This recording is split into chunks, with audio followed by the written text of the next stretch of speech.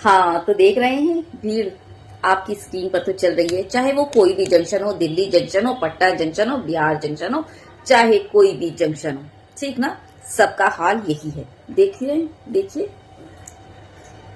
हाँ, तो बोलने का मतलब ये है ना कि यूं ही जो है आप अब लाभ उठाते रहिए।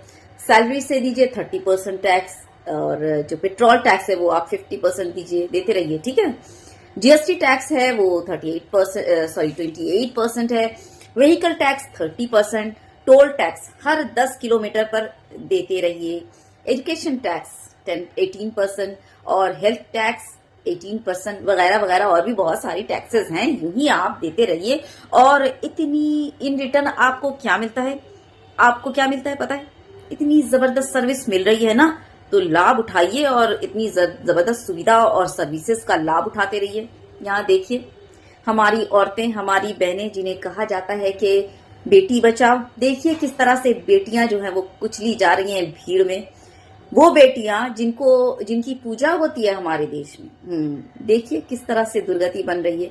क्या बोला जाए, क्या बोलूं, अकल के अंधों को क्या बोला जाए। तो क्या है ना कि आंख के अंधे को आप रास्ता दिखा सकते हैं, लेकिन अकल के अंधे को रास्ता दिखाना ना वो बिल्कुल नामुमकिन होता है, ठीक ना। तो यूं ही टैक्स भरते रहिए और जो है लाभ उठाते रहिए सरकार की फैसिलिटीज का। Best of luck to all of you including me. मैं भी तो टैक्स दे रही हूँ। चलिए अब दूसरी वीडियो देखिए अंकल जी की, किस तरह से परेशान है, रो रो कर अपना जो है वो दर्द बयान कर रहे हैं। वीडियो देखिए। अहमद में मेरे बेटे का नंबर है, कल बच्चे का पीसीएस का एग्जाम है वहाँ दिल्ली में। 1.5 महीने मैंने टिकट पहले कराया, ये सीधी और बत्ती मेरी अंदर तक नहीं आई, जब तो बाद में खड़ा है। और अब की मैंने मारामारी, तो लोग मुझे भूखे थे, मेरे बालों को तूतों मैंने उतार लिया, मारामारी कर रहे हैं। तोबा मेरा चला गया, बताइए आप। और मारामारी कर रहा, हम बुढ़े आदमी का हमारे मारामारी कोई करेगा हमारे साथ? बहुत बदतमीजी कर रहा है सर। और मैं पटना विश्वविद्यालय में प्रोफेसर हूँ सर। पटना यूनिवर्सिटी में सर आप प्रोफेसर? मैं हार्वर्ड ज्ञान विश्वविद्यालय से रिलेटेड कॉलेज ज्ञान विकास में प्राचार्य हूँ। उसके बाद क्या कोई स्थिति नहीं है, मतलब कोई सुविधा नहीं? कोई सुविधा नहीं है, मारपीट कर रहा है सर। अच्छा, आपके बेटे का सर पीसीएस का कल सुबह एग्जाम है। तो मैं अंकल जी से बोलना चाहूंगी कि कोई बात नहीं अंकल जी, तो क्या हो गया कि बीसीएस का एग्जाम नहीं दे पा रहा है, या आपको जो है 1.5 महीने पहले की बुक की हुई सीट आपको नहीं मिल पा रही है। कोई बात नहीं, घबराइए मत, एक और एग्जाम जो है वो अगले कुंभ में होगा। बाबाईटी का एग्जाम होने वाला है, ठीक ना। और वो क्या है, नागा साधु बनने के लिए ना वो एग्जाम देना पड़ेगा आपको, उसमें आपको क्वालिफाई करना पड़ेगा। तो आप जो है, आपका बेटा जो है वो नागा साधु बन जाएगा। वैसे भी भारत आज नहीं तो कल तो हिंदू राष्ट्र बनना ही है, तो वो क्या करेगा, बीसीएस वगैरह का एग्जाम देकर या ऑफिसर वगैरह पढ़कर बनकर, है ना। अभी तो ज्यादा जरूरत हिंदू राष्ट्र बनने के बाद जो है हमें भारत में साधुओं की जरूरत पड़ेगी, है ना। जो बाकी बच्चे कुची जो मस्जिद है, दरगाह है, या वो क्रिश्चियन के जो भी जिसके भी जो भी पूजा स्थल हैं, वो सबको तोड़ ताड़ कर जो है वो मंदिर बनाना है ना। तो क्या करेगा, बीसीएस देकर बाबाईटी वाला एग्जाम देने वो की तैयारी करने बोलिए बाबा जी, है ना। वैसे ये सुख सुविधा तो आप लोगों ने ही चुना है, तो सुविधा का लाभ उठाइए ना। क्यों इतनी आंसू, क्यों इतनी आपके दिल वो आपकी आवाज में इतनी कर्ब, इतना दर्द, इतनी तकलीफ क्यों अंकल जी?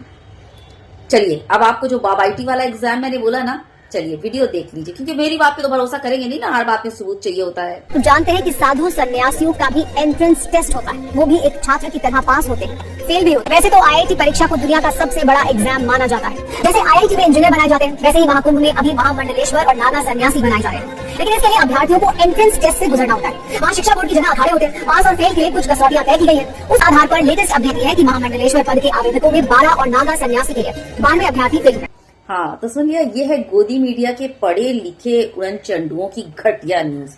कौन फैक्ट चेक करता है ना। किसके पास इतनी फुर्सत पड़ी है कि इन लोगों की जो है वो न्यूज जाकर वो चेक करे। जो मन में आया वो बक दो, जो मन में आया वो परोस दो। मतलब वो मेन स्ट्रीम मीडिया है ये, बताइए जरा हमारी।